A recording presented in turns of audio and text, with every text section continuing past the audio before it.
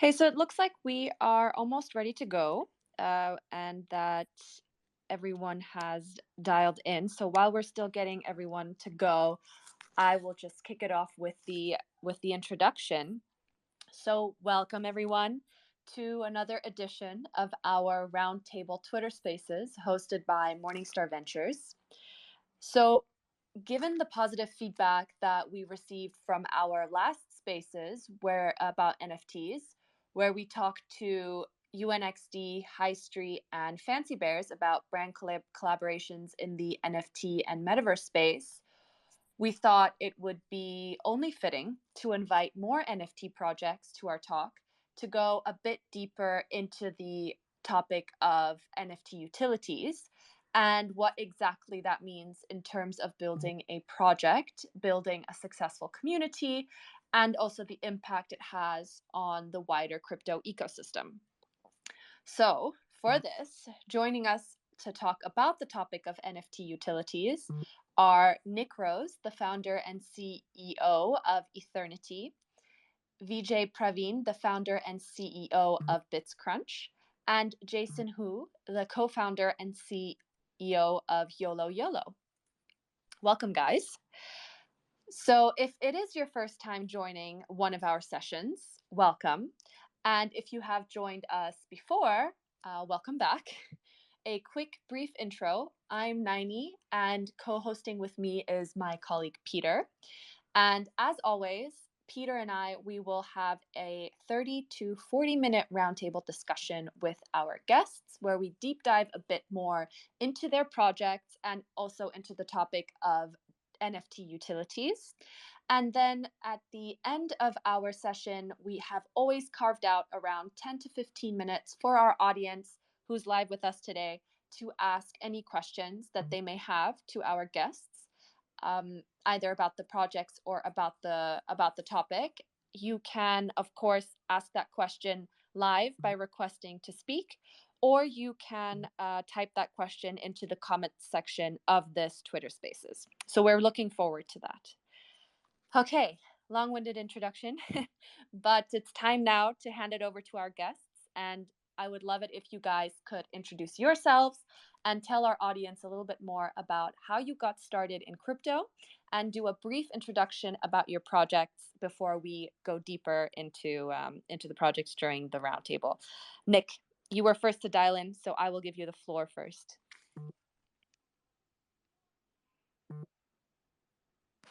Oh, Nick, can you hear me? Oh, Nick lost connection. This is the beauty of technology. All right, Vijay, why don't you go? Yeah, sure. Thanks again for the opportunity, Ina, Peter, and the Morning Star Venture VC. Not just for hosting me in this show, but for backing bitsCrunch, for believing in what we are building to secure the NFT ecosystem. Just a quick intro from my end. Myself, Vijay, originally from India, but then living in Munich, Germany, the city of Oktoberfest, for the last 10 years. I came here to do my master's, then worked for companies like Volkswagen and Siemens, two German OGs in the Web2 space, before I founded bitsCrunch amidst pandemic. It's been a riveting 2 years of journey so far, where we are backed by some of the best names in the industry, like Coinbase Ventures, Animoca Brands, Polygon, Crypto.com, Morningstar Ventures, Gate Labs, and so on. And we have raised total $6.5 million. And what we are doing is securing the NFT ecosystem. So what do I mean by that? We are like the NFT police, where we are tackling wash trading. We are providing fair price estimation of NFTs using AI, and then we help brands protect their IP. So IP infringement. So yeah, that's in a nutshell. More to follow later on. Thank you, Vijay. Yes, indeed, more to follow later on. And I think there's probably something going on with spaces today. I read a tweet a couple days ago that they were doing something. So bear with us if there's some connection issues. But Nick, you have redialed in. Do you want to give us Yeah, your introduction? Yeah, hey guys, how are you? Sorry, I've been having trouble with spaces lately. I don't know why. I'm just getting kicked out and my services keeps not working, but I just rejoined. So, nice to meet everybody. I'm the CEO and co-founder of Ethernity and Eternal Labs. On the Ethernity side, we started as a Web3 development company. We're focusing on digital and physical collectibles. We've partnered up with a few of the biggest names in the space. I mean, we've done the first appearances of the Lionel Messi NFTs, like the Shaquille O'Neal NFTs, the Muhammad Ali estate NFTs, and bunch of other collectibles. We did first appearances in the blockchain, Pele as well, and we're looking to develop even further with physical as we speak. We're launching an fully integrated iPhone and Android app that's going to connect kind of the web 2 experience, faster, more. There's no all transactions can go through easily, easy, fast, reliable, but at the same time, with web 3 ownership and slash NFT ownership of the actual collectibles. Thank you. Jason, you're next for our introduction.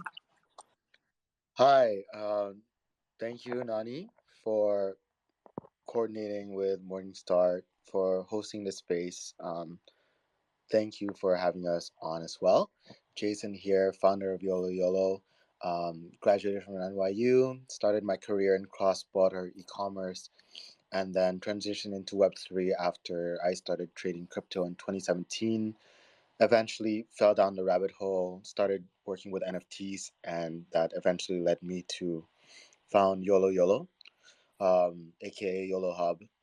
We started off as a NFT and brand collaboration platform, enabling NFT projects to further monetize and add utility to their NFTs by collaborating with brands to release limited edition collectibles and merchandise.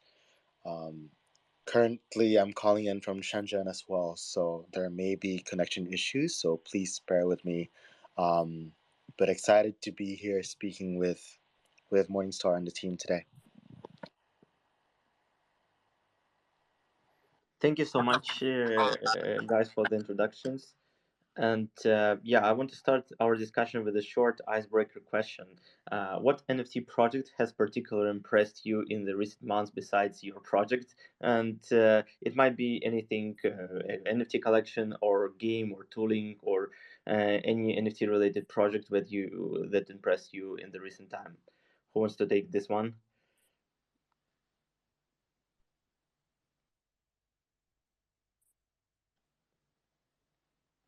So I'll go first, maybe. Yeah. okay, sure.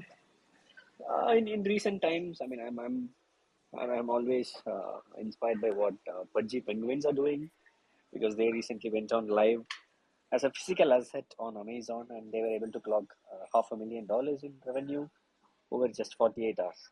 So that is just tremendous. I mean, taking the NFT world, and then also during such a bear market, they were able to do that stunningly on a platform that is well known, like in case of Amazon.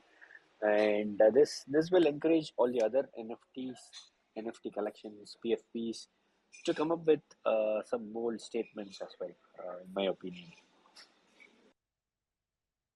Cool, thank you.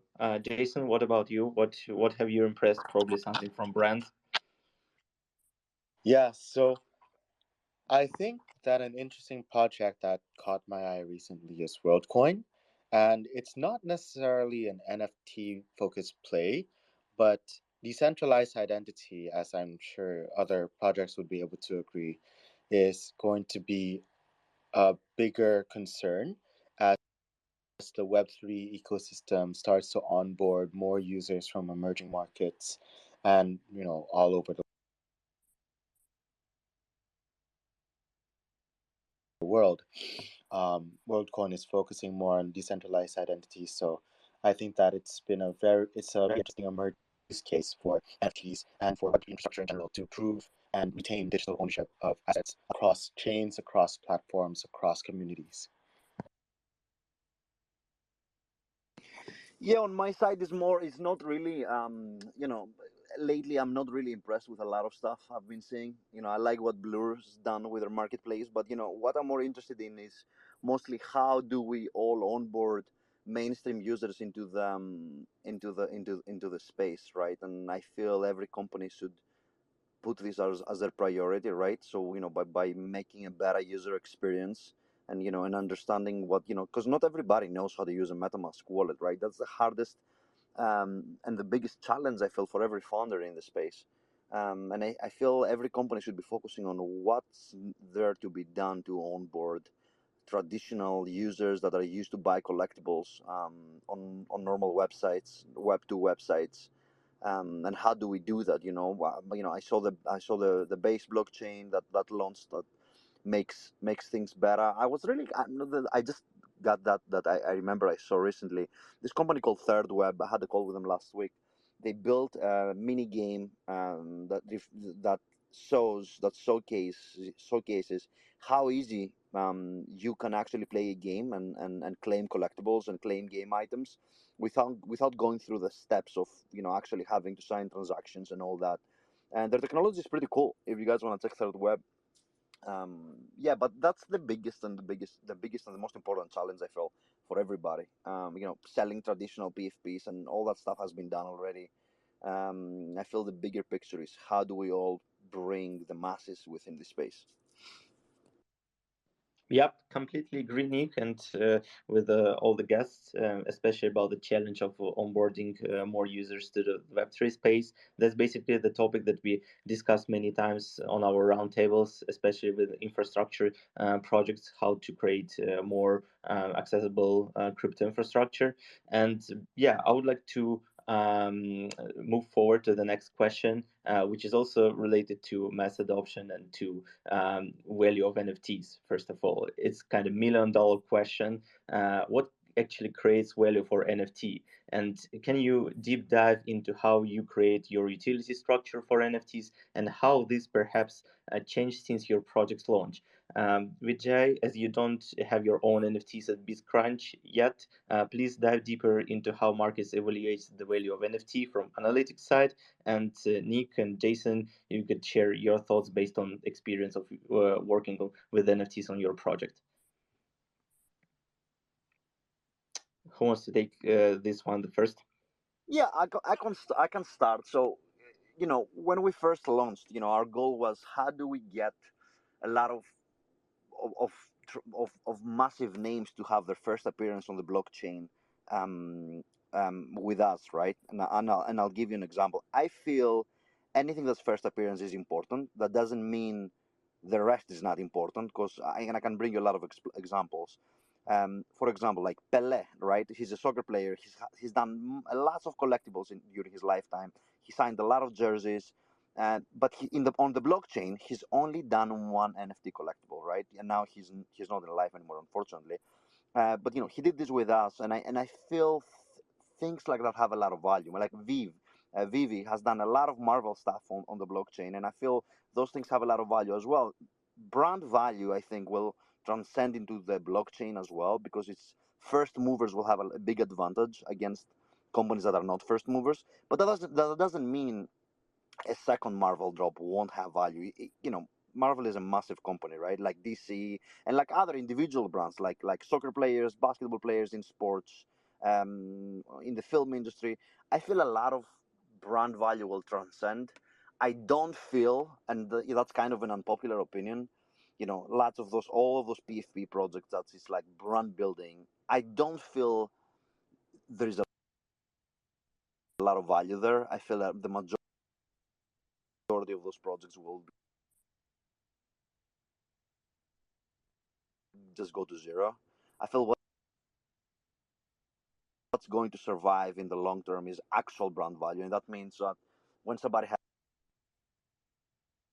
has 300 million fans, like Lionel Messi or any of the sports people, or a huge company like Disney and all those massive brands and IPs that have actual real world value, I think by bringing them on the blockchain, the value will transcend. And I feel and I feel licenses and brand acquisition from Web 2 to Web 3 is very important. So, obviously, some of the PFP projects and all these things, green screen, right? Starting on the blue Web 2 side as well. Some of those projects, and Sorry, Nick, have value. you're breaking a bit with the connection. Oh, sorry for that.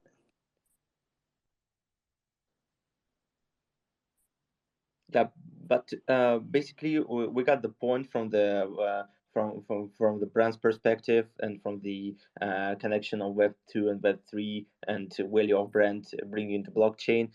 Probably you can continue after you try to dial in again, probably, and then we can give opportunity to Jason or Vijay to continue this topic while we are checking the tech issues. Yeah. I mean, since we don't have our own NFT collection, I would rather speak on the valuation part because, like I said at the intro, we use AI, artificial intelligence, to uh, come to a fair price estimation of NFTs.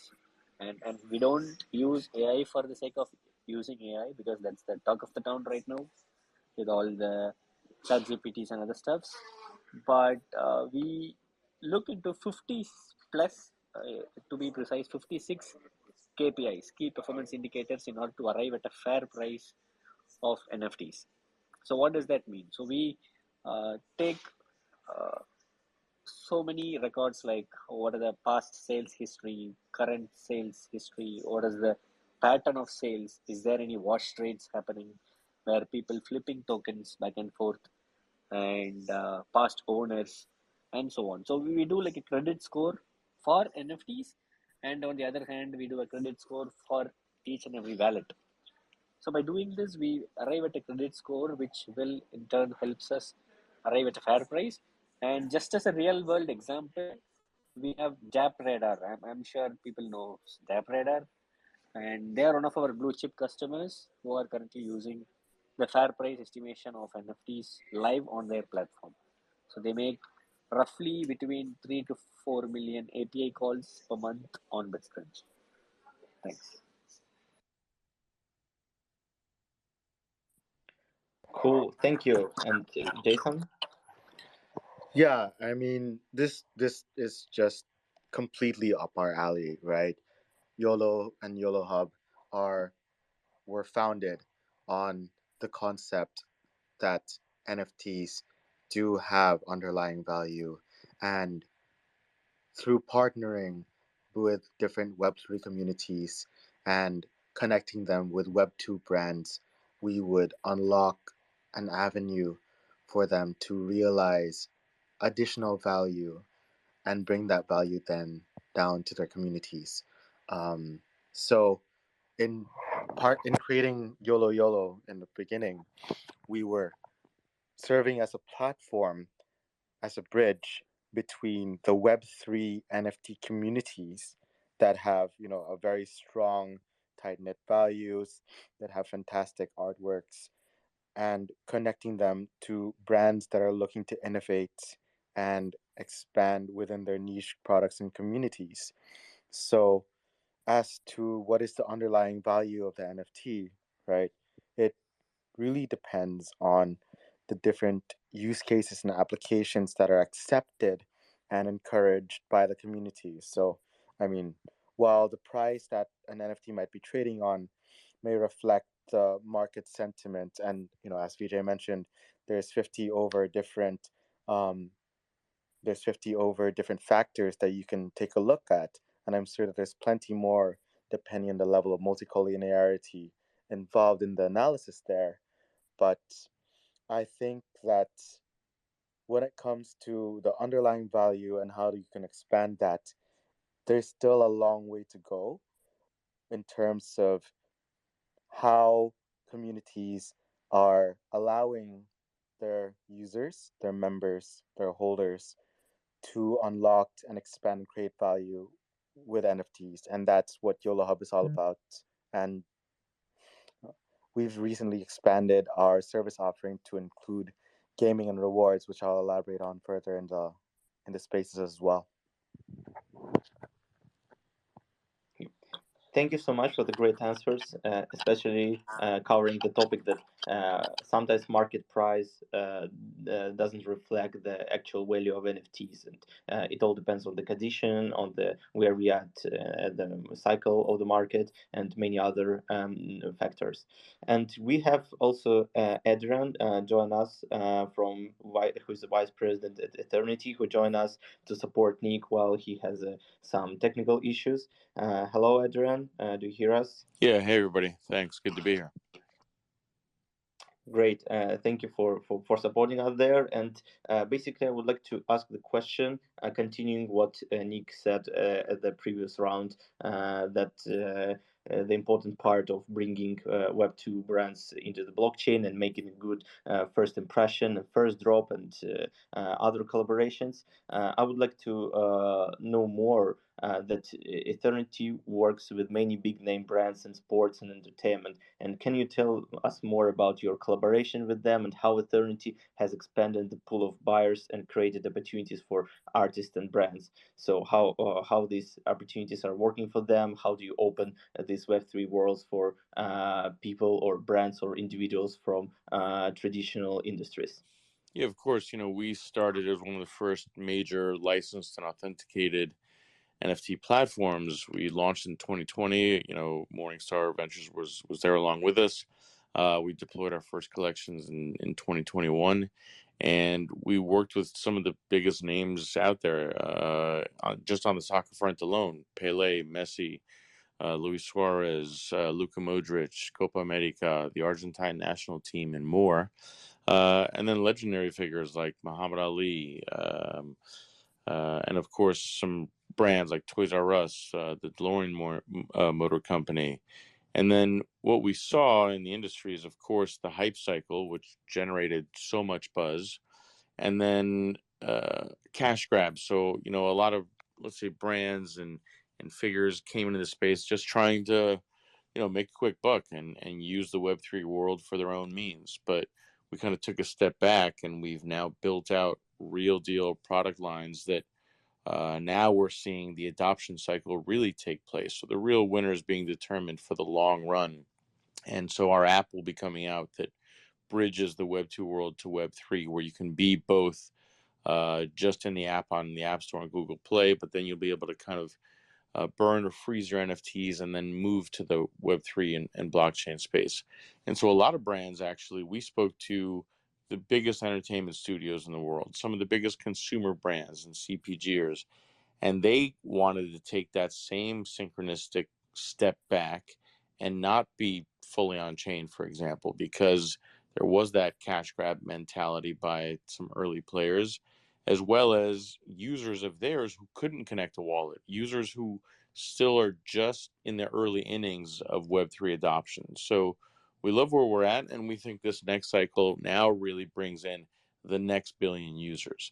But we had to figure out those sort of on rails and those on ramps as a way to facilitate their entry in a much more seamless way, and we're almost there. It's coming in this very, very next upcoming cycle ASAP.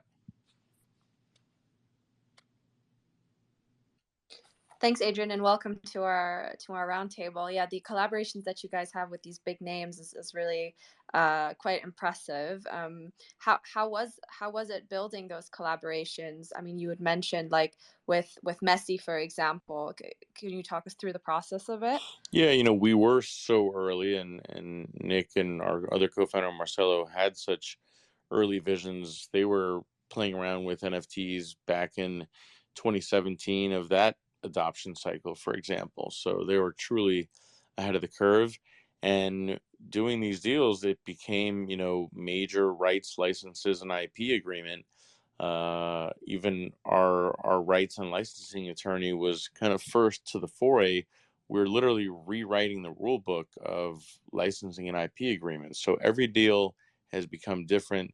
Every deal has some of the regular trademarks of splits and resale splits, because we do give resale rights to the artists and the subjects participating. So every deal has become different. It's a fascinating space to watch, and literally it's changing by the quarter. So what we're seeing today is not going to be the same market that we see a year and 2 years from now. But we like to think that we're ahead of the curve, and we're thinking as to what's going to be relevant then now. Yeah, definitely keeps you on your toes. And I agree. I think even sometimes the market that you see today is not what you see tomorrow, let alone 2 years from now. Definitely. But speaking a bit about collaborations, especially from the brand perspective, Jason, from YoloYolo, you guys also obviously have your experience with this, and you started a platform, which you said earlier, which was connecting NFT owners and brands to collaborate, firstly in the fashion and the lifestyle sectors, right? So which challenges did you guys face at YoloYolo when creating those partnerships, and did you have to change your product suite based on the needs of holders and brands? Yeah, I think that's a great question. And there's really two Oh, seconds. sorry, Jason, there's a tiny bit of feedback, but now I think it's gone. Yeah, sorry about that. But yeah, there's a lot of interesting challenges connecting these, fashion and lifestyle brands with NFTs, and really at its core, NFT communities. And from what I really saw, I saw that YoloYolo was serving as a bridge to connect a Web 2 very traditional kind of business, which is fashion, and NFTs, which are more focused on Web 3 community building, right? So NFTs and brands just generally don't speak the same language, and YOLO YoloYolo has been the first place where we've seen a lot of NFTs and brands really interacting with one another with the intention to collaborate and partner up with each other. So I've been asked before why YOLO didn't just operate off of a pure platform play, just allowing brands and NFTs to list one another in early stages, and it doesn't work just because what we found is that we're more hand holding both sides and educating both sides in the benefits that they could bring to one another, and how partnerships between them would be able to not only expand their user bases, their communities, but also be able to create long term value for the brands that they represent. Um, Similar, if you think about it, right? Like even Airbnb, which is one of the most scalable platforms at the moment, had to start off by hiring photographers to take photos of people's homes in order to improve the quality of listings and the relationships between people who are listing their homes on Airbnb and matching them with the people who are looking to rent these homes. So in the same way, we're we're we're working with NFT projects, we're working with brands in order to help them refine their pitch, in order to help them understand what value they should be targeting and how they should be able to create partnerships that are able to be mutually beneficial, create win-win situations that allow the NFT community, the NFT holders, and the brands to create the most value together. And on the second point on whether we had to pivot or sort of amend our product suite, rather than sort of changing our product suite, we actually expanded beyond just the NFT market to include rewards and gaming. Rewards being more of a emerging market service, allowing people to use gift cards as a means to transact value with Web 2, and the gaming hub being a sort of SaaS solution, aggregating the best Web 3 games and partnering with Web 3 projects and communities to create new ways of engaging their users and further monetizing what communities they have by bringing them new experiences.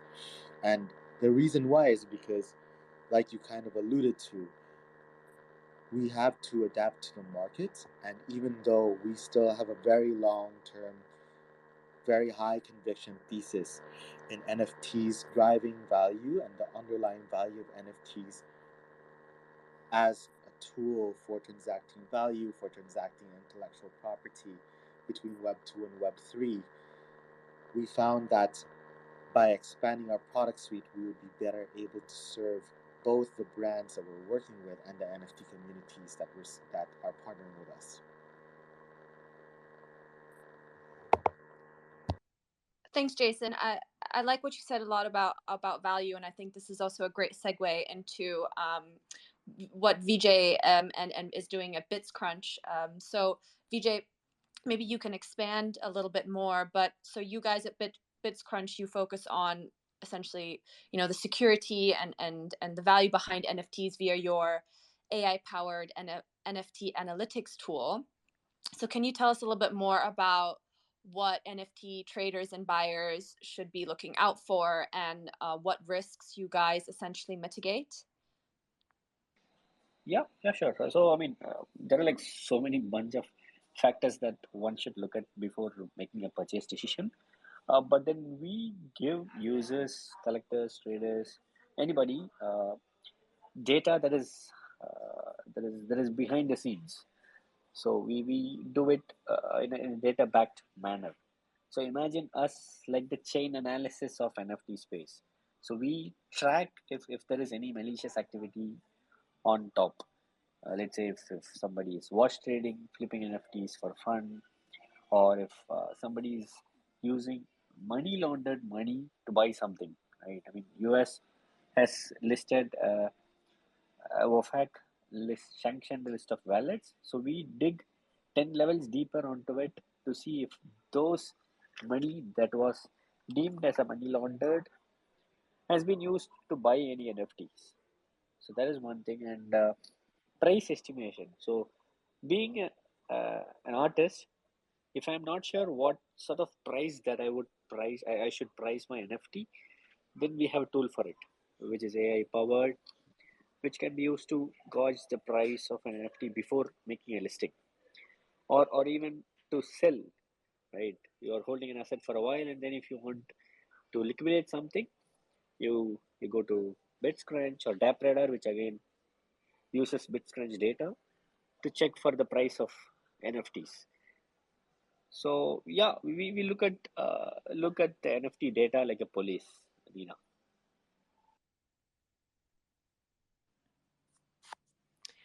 Thanks, Vijay. Yeah, I really enjoyed hearing a lot about your three projects and going a bit deeper into what it is that you guys do. But maybe switching gears a little bit into a bit of a broader topic.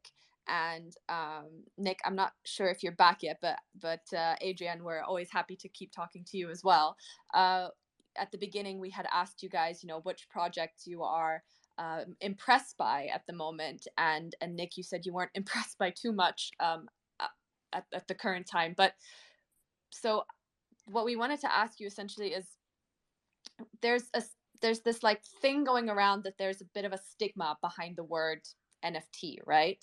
And many people inside and also outside the industry are somewhat put off by the word because in the past we've seen a bit of unfortunate, unsuccessful projects, and also actually a bit of an anecdote. Last week I was attending the London blockchain conference, and they also had a panel on NFTs with these three guys that are working with NFTs in Hollywood, and they had essentially also said that there's just this like stigma around the word, and that maybe in the future the word NFT won't be used anymore and we'll call it something else.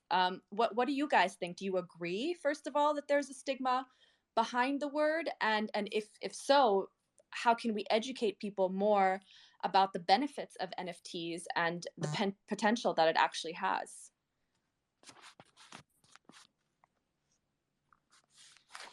Yes, there is definitely a stigma around that word. I mean, that is why you'll see some of the brands, they use different terms to educate people, right? I mean, if you look at Reddit, they used digital collectibles. So they sold so many NFTs in the name of digital collectibles. And right now, um, Starbucks is making a good progress on that, and even I mean, look at how brands are navigating through the winds. I mean, look at Apple's Vision Pro. There was no single utterance of the word metaverse, even though they would have said that multiple times, right? I mean, that Vision Pro is just an example of where we would go in the near future. I mean, all I am imagining is that Vision Pro is like a iPhone 5 or a 5S that came long back. So just 10 years down the lane, that bulky headsets are gonna get slimmer, right? Like just like your reading glasses, you might be wearing something and you could be enjoying a lot of same benefits or even more benefits with a simplified version, right? So yes, during these tough times, people, collections, artists, we need to find a way to mitigate the wins. But I'm sure it's just a market condition. People are not really hooked into it right now. But then just remember, NFTs had just one bull market. And even with that one bull market, we had seen so many things going on, so many action around this term. And I'm sure the next wave is going to be much more massive. Yeah, I mean, I can say that, we've been on calls and talked to some of the biggest brands, and yeah, they were definitely wanting to shy away from that word, but also shying away from crypto as assets for some of their users to have to create wallets, etc. So yeah, we've used the term digital collectibles absolutely in our app, but I think you see the space, and I firmly believe, and I've said this numerous times, that NFTs aren't just disrupting, art. It started as art, but NFTs is disrupting content overall and content delivery mechanisms for so long that have been centralized among studios, among some few, products, etc. And what you're going to see with gaming, with content delivery, and music, even, is fascinating stuff. I mean, look at Gala Films; they're rolling out some of their first titles. Polygon just launched, a whole music campaign, and so helping not just the Sound XYZs of the world and other Web3 music platforms, but music can be decentralized with NFTs as content delivery mechanisms. And then gaming, we're developing our own gaming vertical with Exorians that we're hard at work on and developing day in and day out. And that's going to be, using in-game assets via NFTs, where users are owning their assets, which you couldn't do before. You could only pay a Roblox and an Epic Games and what more as centralized entities, and just kept paying them and paying them.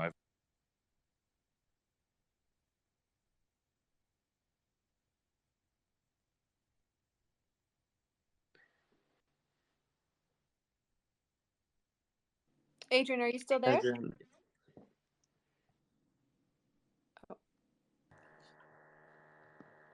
Jason, why don't you pick it back up, and when Adrian's back, we'll let him finish his. Yeah, sure thing.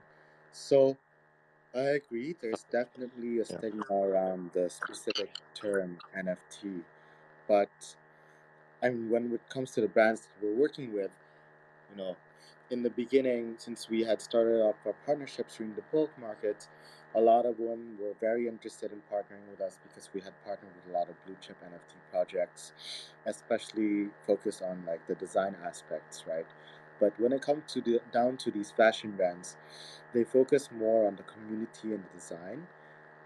The marketing is definitely not as focused around Web3, but similar to the shift we see in the gaming industry, we see a shift from having Web3 or NFTs as the USP to having it more as an add on benefit to the product, right? So we see the different ways that communities in the Web2 space are interacting with communities in the Web3 space, and how the way that they interact with, digital collectibles being one example of an emerging use case of NFTs gaining popularity would have different use cases depending on what people are going to be using the NFTs for.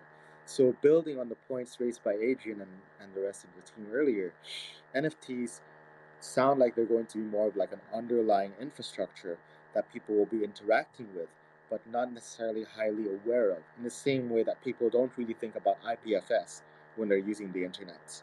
So decentralized identity, digital collectibles are in a way just sort of applications of the underlying technology of what is an NFT.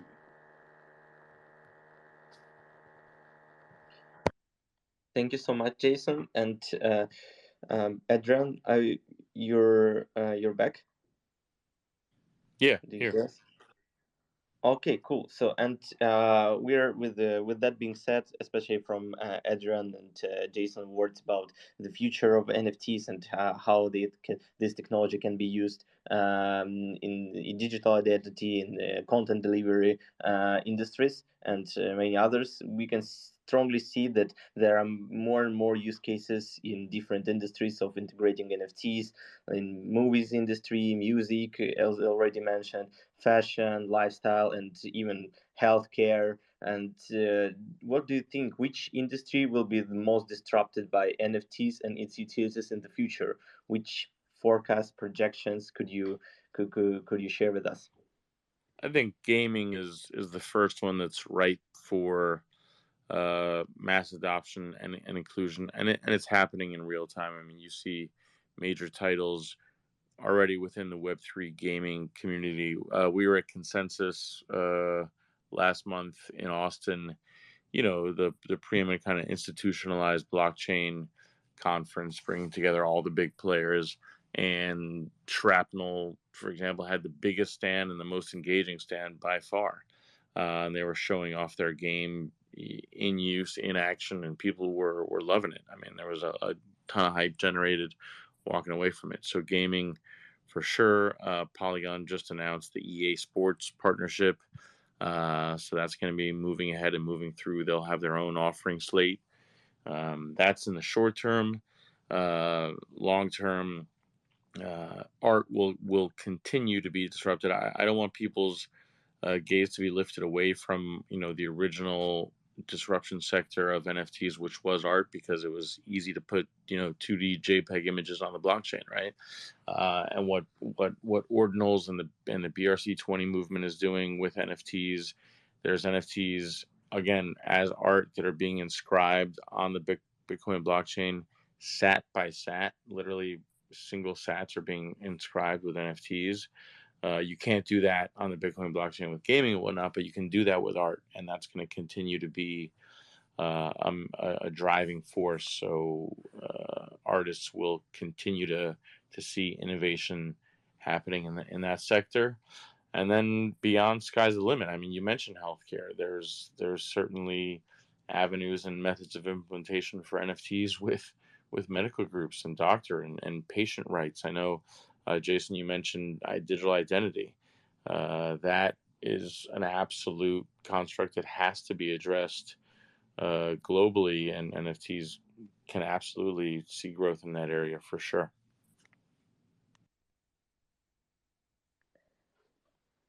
Thanks for a rich answer, Adrian. Vijay, Jason, do you have something to add? Yes, definitely agreed with the points that Adrian just raised. Um, of the industries, of course, right, like YOLO is in the progress of disrupting the fashion industry with NFTs and digital ownership of intellectual property, which is just an extension of what NFTs have been doing in the art space. Um, we're seeing a lot of games, of course, building off of NFTs and even NFT focused chains and platforms that are providing additional tooling that would accelerate the adoption of Web3 services into Web2 traditional gaming studios and platforms. I think that, as I mentioned a couple of times before, right, decentralized identity and fashion and gaming are three of the biggest emerging use cases that I see for NFTs in terms of applications. Would be very excited to see how the space continues to develop and how YOLO YOLO can continue driving innovation in the space.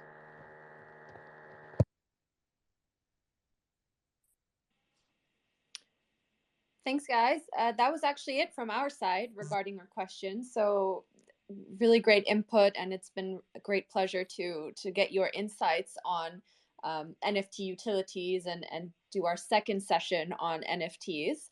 We are now opening up the floor to our audience Q&A. So if you have any questions for our guests, I think Vijay actually has to leave soon. He just sent me a message. So probably the questions will have to be for Ethernity and for YoloYolo. Please pop them into the chat, or if you would like to ask the question directly, you can request to speak and ask your question. So for those of you listening, now is your time to do that. I saw in the comments already that we have some Ethernity fans in the audience, so that's always great to hear, to have the community close by. So thanks for dialing in, guys. While we wait for some questions from our audience, perhaps we can do our last follow-up question. And I think undeniably we need to talk a little bit about AI, just given the whole landscape at the moment.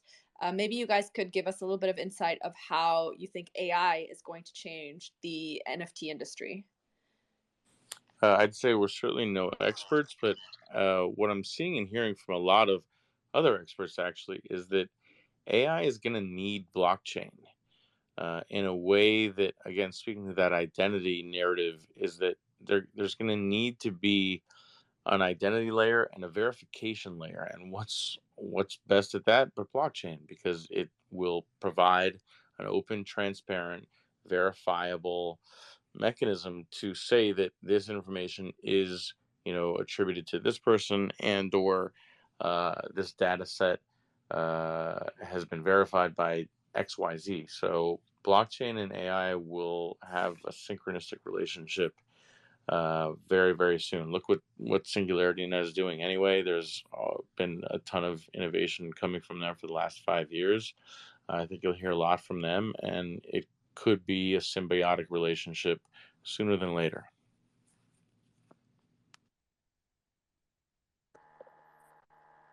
Definitely agreed on the points raised there. I mean, if you look at even the latest cohort of Lions DAO companies that were released in all 10, a lot of AI plays, right? Um, of course, GPT-4 has raised AI to the mainstream consciousness, which is driving a lot of the hype around that. But there are a lot of genuine use cases being built out that would be applicable not just to sort of the pretty profile picture NFTs, sort of like that the NFT space has started off in, but more towards the emerging use cases as well, right? So of course, we have like generative AI that has been expanding towards images like Midjourney, that are expanding sort of the use cases and the utility of even limited art data sets, creating new pieces that would then, if a community wishes to do so, would be able to be used for additional partnerships, for additional product releases, and there's a lot of value that is left untapped still that I think AI will be able to help unlock in the NFT space. Yeah, I completely agree, right? It's interesting how there is definitely a consensus in the blockchain space that blockchain and AI are going to be complementary, and to some extent they already are, right? There are a lot of projects out there that are building products that have both AI and blockchain integrated into. Actually, I think it was the second to not the last one, but the Twitter Spaces before that, we had 3 AI projects on, talking a little bit more about the collaboration between the two, and it was very interesting to hear, and somewhat, I don't want to say scary, but it is an extremely powerful tool, right? And you read so many different opinions of where it's going to go. I'm just checking if we have any other questions from our audience. people get a bit shy, but they shouldn't be. Peter, any questions from you? Yeah, basically, we discussed a lot about how NFT will change our life in the digital way, in the way of integrating AI there. But NFT in general, as many people think, just means ownership, especially on the legal side, on the IP side. It means ownership, which could be applied to any type of assets. And I wanted to ask our guests, what do you think about NFTs for real world assets and integration of NFTs in real life, probably Internet of Things, or all initiatives in that front? How do you see this industry as now into this future? I can tell you that here in Miami and Florida, and we've helped make it a crypto blockchain and NFT hub for sure. Real estate is happening via NFTs. There's real estate ownership groups, and there's two big crypto mortgage companies here, and they're employing NFTs on the real estate front. So it's happening in real time. Nice, great to hear. So Miami is probably a great place for NFT holders in real life. Oh yeah, we have two big NFT galleries. I was just at an event there last week. Tonight we have another event all for NFT holders, etc. So it's definitely happening.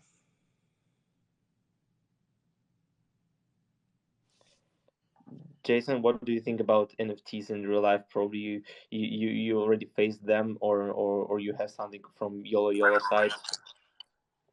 Definitely agreed there. NFTs, first off, thanks for the question, Peter, but NFTs definitely have a lot of real world applications, as we have been showing with YoloYolo's partnership with various fashion brands. Um, I think that a key use case here, I mean, this is something that has been explored quite in depth already, but we at YoloYolo are bringing it to the next level, is how NFTs constitute identity and ownership over digital assets, and how that ownership can translate into real life applications, right? So when an NFT owner creates a partnership with a brand on YoloYolo, we would mint a sort of agreement between the two that would then detail out the revenue share or royalties that are sort of shared between the two entities, and that definitely translates right into real world tangible value. When you see the NFT design on that shirt, on that frisbee, on that sneaker box, there's a lot of different ways that you can sort of construe that in terms of the implications of what NFTs mean for real physical tangible objects. But another interesting point that I'd like to raise is just how, with blockchain starting to permeate our lives, and with the internet really, right, has been permeating our lives for a long time, there has been a blurring of the line between digital and physical asset ownership, which I think would be an interesting topic to explore further, because NFTs are a way for you to prove beyond any doubt the ownership of a certain digital aspect or digital asset, which you can then tie to your physical identity. So, and of course through blockchain, right? So, with the way that NFTs are finding additional use cases, such as through decentralized identity, such as through, as Adrian mentioned, right, like even real estate loans are being minted out and traded and used via NFTs. I think that this is going to be a very exciting space to watch as the physical realm and the digital realm continue to commingle.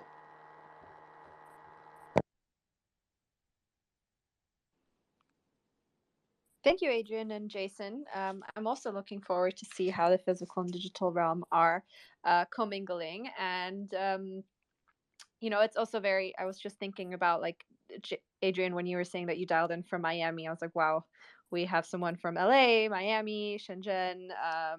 Peter's from St. Petersburg. I'm in London, and Vijay was from Berlin. So it's like, you know, we could have also, I think years ago, it would have been difficult to make this happen in real life. But now we just like, you know, dialed onto this platform and talked about a really cool topic. So really happy that we made it work, guys. And we're pretty much at the end of our spaces, and we didn't get any questions from the audience, but that doesn't matter. We had a really great chat with you and found out more about your projects. So thank you so much for giving us your time, and for Adrian for stepping in, real trooper.